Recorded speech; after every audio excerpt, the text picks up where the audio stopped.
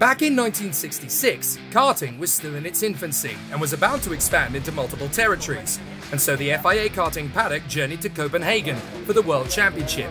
It was won by Susanna Ranganelli, who remains the only woman ever to win a four-wheeled international world motorsport title governed by the FIA. Over half a century later, and for the first time in the European Championships, Denmark is back on the calendar with an exciting new venue. The karting club in Rødby is an all-new facility, opened in 2021 and located on the island of Lolland, just over 150 kilometers south of Copenhagen. The new circuit has already gained plenty of compliments from the drivers in OK-Junior and the Academy Trophy, who have arrived to continue their quest for European karting glory, some even calling the circuit here the Zandvoort of karting. Heading into the third weekend of four, it's a critical point in the FIA karting season, as we draw nearer to crowning the European champions for 2023. With the battle only just beginning in the Academy Trophy and at the halfway stage in the OK classes, anything can still happen. But it's important for drivers to take advantage of every opportunity from here on out. The junior battle between Oleksandr Bondarev, Tibor Ramakers and Lewis Werrell will be as close as ever, as they are all being challenged by their opposition. And it's a similar story in OK, as Gabriel Gomez, Rene Lammers and Alex Powell are once again likely to be near the front, but several others have their eyes on the prize. Will we see new competitors on the Academy podium? Will rain intervene? And how will the championship look after the checkered flag flies?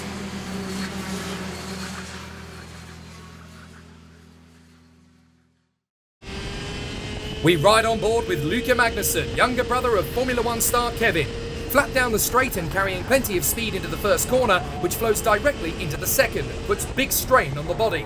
Then on the brakes, turn in and on the throttle again as the corner opens out, ahead of a tricky left-hander, which begins wide and then tightens acutely at the radius. Ride the curves on the exit and prepare the kart to be smooth under brakes for the hairpin, a natural overtaking spot. On the throttle again as the circuit swerves to the right, but even if the back end steps out, you can convert the slide into an overtake into the next hairpin, a left which sorts out the prey from the tentative. Be fearless in the next left, as it is very easy to misjudge. Then hit the brakes for turn 9, the banked right-hander. Carry more speed here than you think, as on the exit and the approach to the next left, you could lose a couple of places. The final turn is wide enough to make an overtake, but also open on the exit to undercut an opponent on the throttle. Overtakes will be high at Rødby, and so defending will probably be ruthless.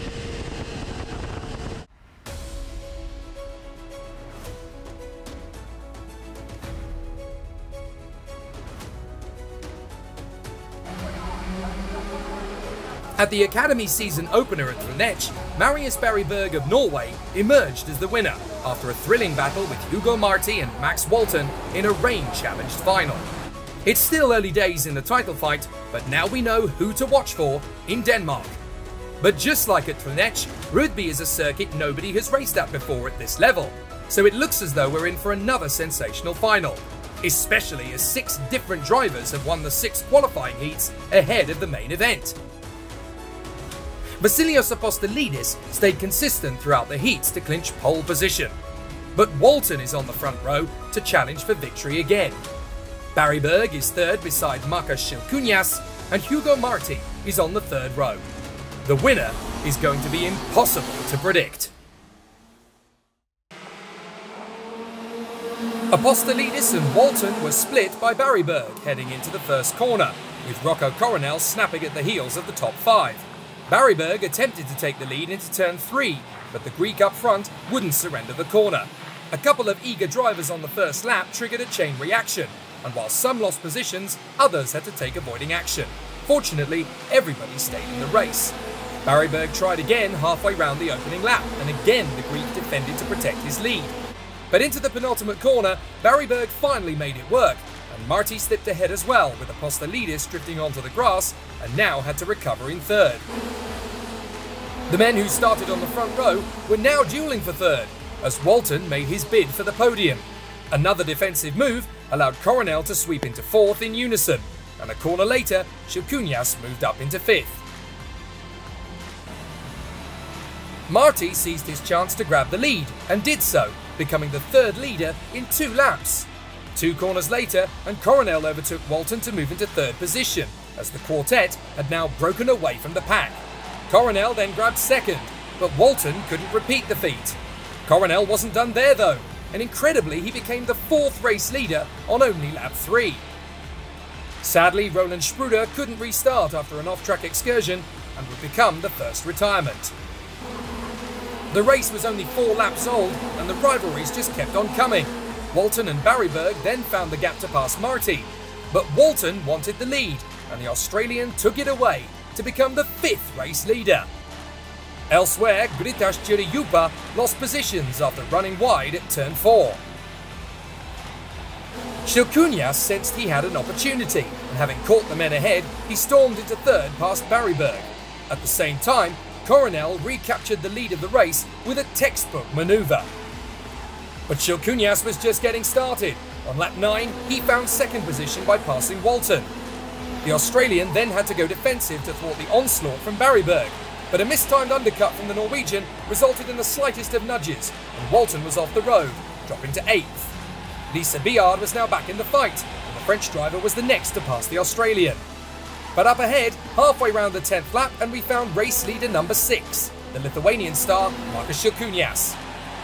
Having spun at the start of the final heat that morning, Santino Panetta was making a miraculous recovery, and he was now up to 3rd past Barry-Berg. Could the Argentine win? Apostolidis was returning to the fray, and he overtook the Norwegian as well. And only a lap later, the Greek would catch and then pass Panetta as well. On lap 16, Coronel decided to retake the lead from Silkunas. He refused to give space and they banged wheels. Apostolidis slipped by, but Barry-Berg became accidentally tangled in his wheels, so they both dropped back and out of race-winning contention. Incredibly, at the end of the same lap, Apostolidis returned to the head of the field, with Biard now chasing Coronel for 2nd. She would be given her chance to split the pair as they duelled on the next lap, and now she was in a brilliant 2nd. Coronel made sure it didn't last long, and the resurgent Walton also found the gap to overtake. Biard tried to retaliate, but the deed was done. Then Walton returned to 2nd as Biard was squeezed out of 4th and dropped behind Lorenzo Campos, Panetta and Wojciech Woda of Poland. Coronel recovered quickly to grab 2nd place back, and that was the moment that Apostolidis was able to disappear. Walton's impatience would cost Coronel dearly, as it was now the Dutchman's turn to drop positions in the closing stages. Campos briefly held 3rd, but Panetta wouldn't hesitate to steal the final place on the podium. Woda was able to sneak ahead for a valiant 4th place, but Biard wasn't quite so fortuitous. Woda and Panetta would carry on their epic duel for silverware, with Biard promptly joining them. Heading into the final lap, and the French driver wasn't prepared to be shoved around, and moved boldly into 4th position herself. The battle intensified, and it would end in disaster for Woda and Campos as they tangled, with Barry-Berg and British driver Harry Bartle doing the same behind them. So after one of the most exciting finals for recent years, Apostolidis somehow held on for a brilliant coming-of-age victory ahead of Max Walton, who now takes the lead of the standings. It was a race with many leaders and some incredible overtakes, but the smooth and calm driving techniques of Apostolidis rewarded him in spectacular fashion. Panetta joined the winner and the points leader on the rostrum, ahead of Ryutaro Sakai and Sebastian Garzon, who benefited from a series of front-fairing penalties. Karol Stout was promoted up to 6th, ahead of Marti, Silkunas and Campos, with the determined Klara Kowalczyk coming home in 10th. It was a fabulous comeback for Santino Panetta, whose day had begun with despair and had ended with triumph. Max Walton heads to Cremona with a 15-point lead in the standings, and the latest winner, Vasileios Apostolidis, as the man who can now soak up the glory as the drivers celebrate on the podium in Rødby. But who will win the crown in Italy? The competitors now have 6 weeks to wait to find out. In the final, at the start, I lost some positions. I went to P7 back. And I had the speed, I managed to gain up some places and finish in P1. Yeah, I think this track is very tricky, it has a lot of corners. It was a really good experience in this track. Cremona is one of my favorite tracks. And I'm pretty fast there, I think. I was struggling a little bit at the start of the weekend through practice and qualifying. And in the final I started P2 out of all that. And at the start it was good. I got into P1 and then fell back to P2. Then got pushed off the track to P9. Then I had my head down and got through all the pack and tried to catch the leader and just didn't have enough for the finish. Yeah, the weekend was very good. The final I start P8 and finish P4.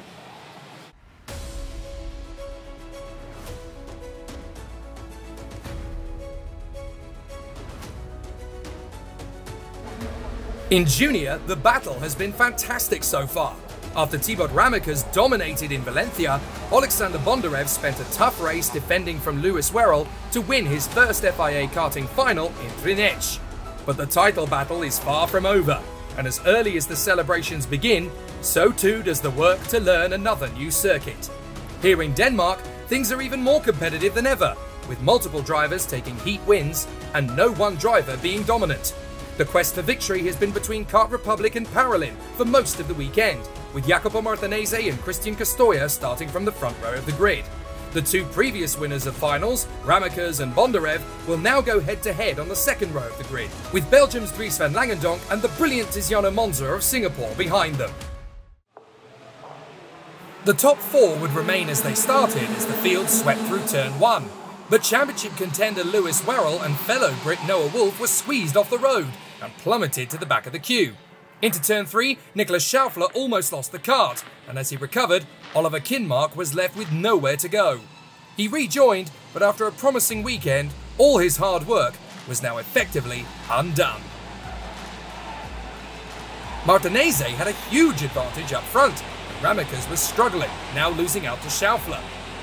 But it wasn't long before Bondarev was making his bid for second, and passed Castoya's Paralin, with the Shamrock Europe kart of Tiziano Monza now up to an impressive fourth and hunting them down. It was clear that Schaufler's problems were with the kart and not the driver, and as he dropped down the order, he would eventually coast into the pits to retire. Zach Drummond and Stepan Antonov were now challenging, as they made their moves on Monza. But Martinez was proving to be quite a hard man to catch out in the lead. In the midfield, there was a terrific scrap between the Tony karts of Kirill Ditiev and Scott Lindblom and the Paralins of Vivek Kanthan and Jack Iliff. By the end of lap 7, Bondarev had caught his teammate, and before the Italian even knew what to do next, Bondarev was already taking the lead.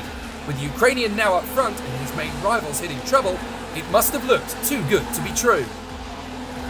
Sadly, Mies Huben and Alfie Slater's day ended at the final corner, particularly frustrating for Huben, who tried and couldn't quite manage to rejoin.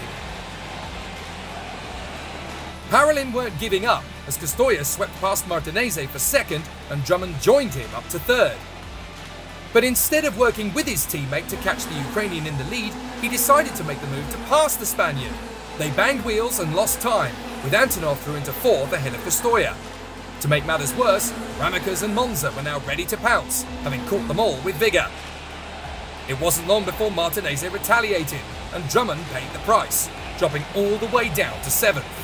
But there were more battles to come.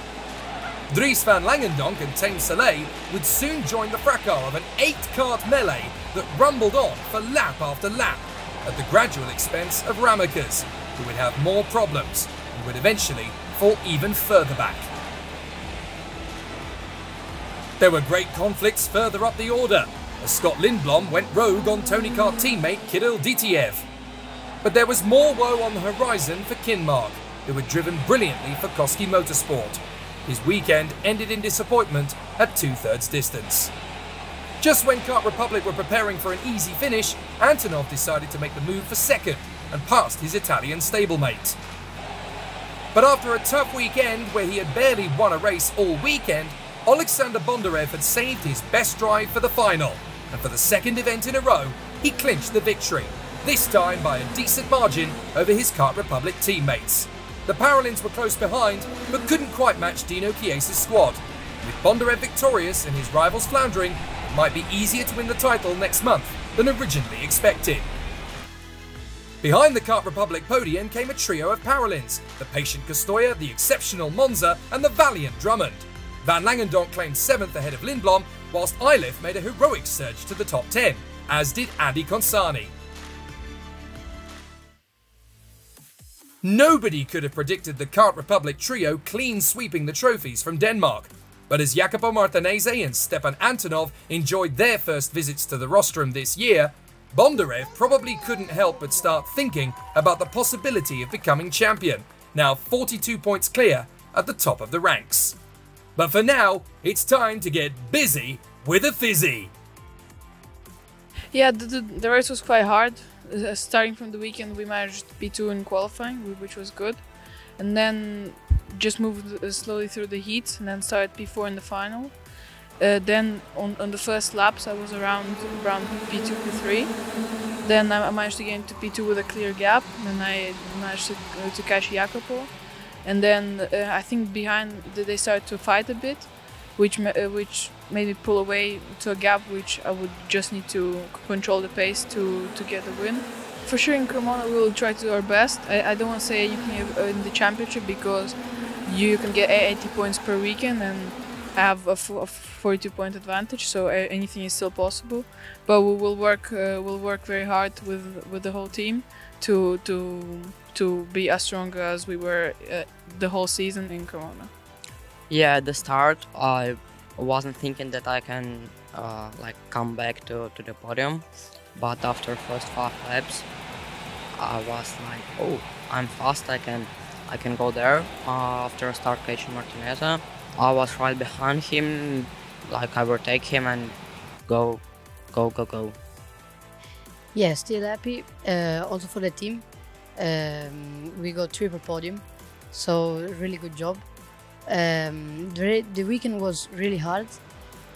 We saw already from Friday, from the first heats, we were competitive, we were fast, and we gave our best.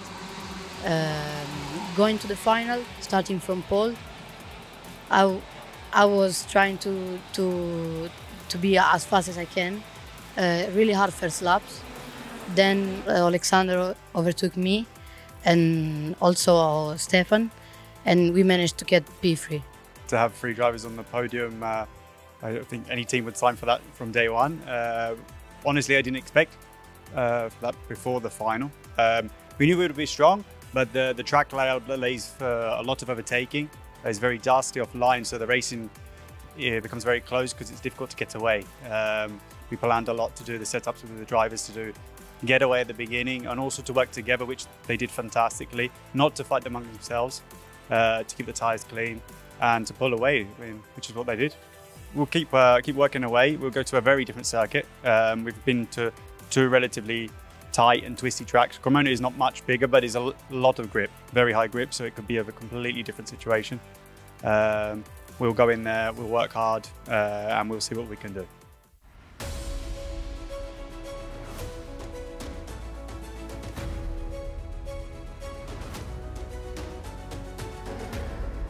Despite missing out on a victory in the final in Valencia to Britain's Joe Turney, Brazil's Gabriel Gomes has so far been the king of OK in 2023, and his win in Trenech established him as a favourite for the title.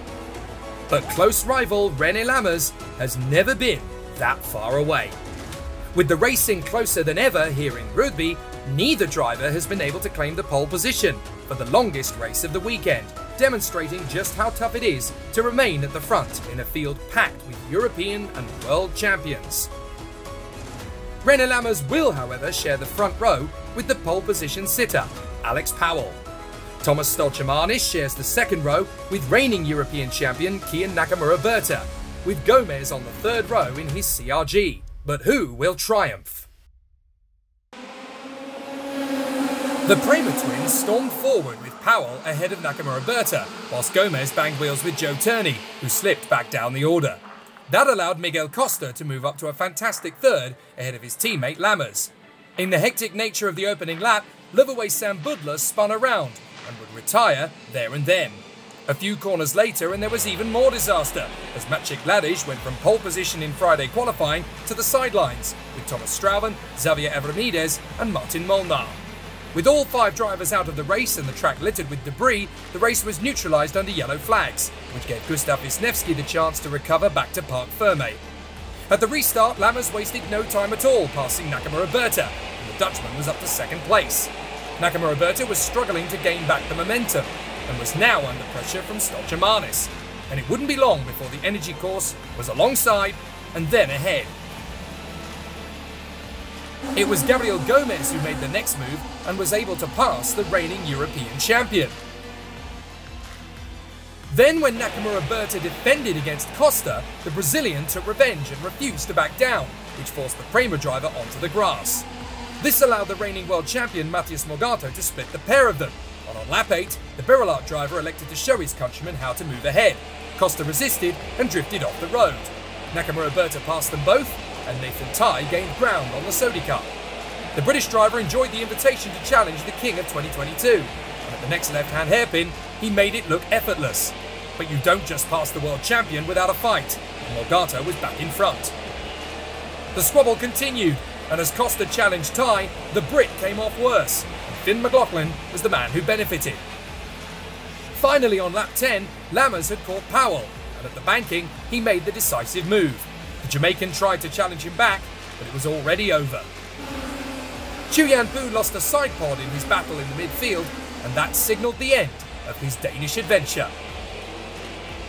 Gomez was in fighting mode, and he also caught Powell and made an audacious dive for second. It worked beautifully.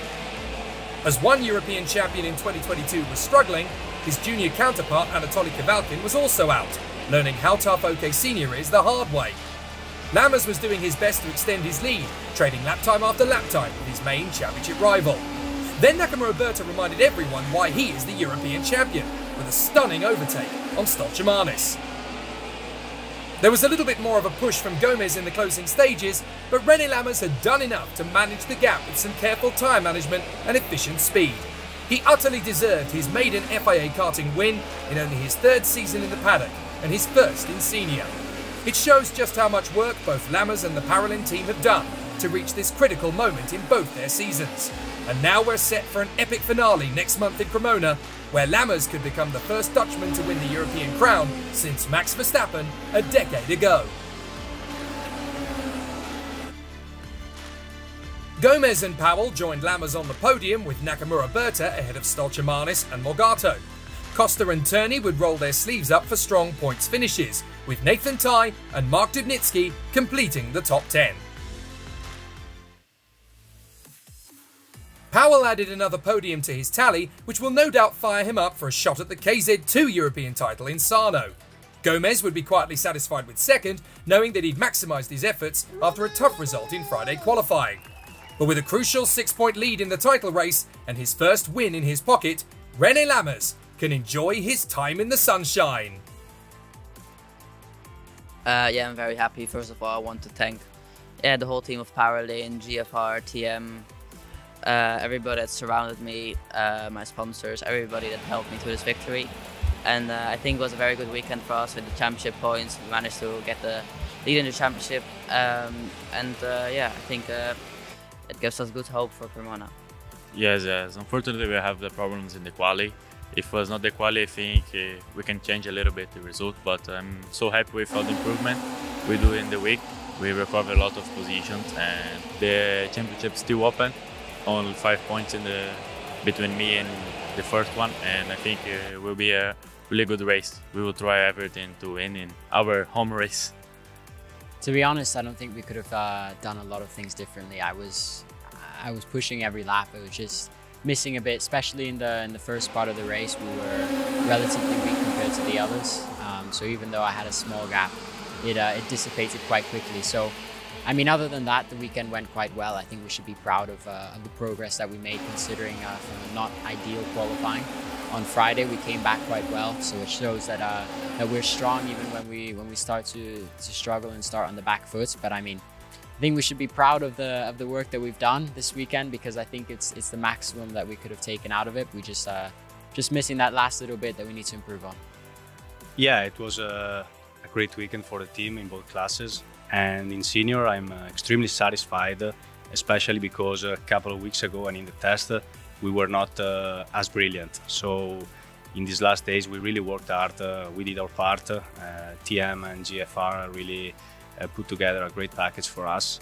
And Rene did simply a perfect job this weekend. A historic win for Greece in the Academy Trophy has put Vasileios Apostolidis into the fight for the title with just one weekend to go. But Max Walton leads the standings.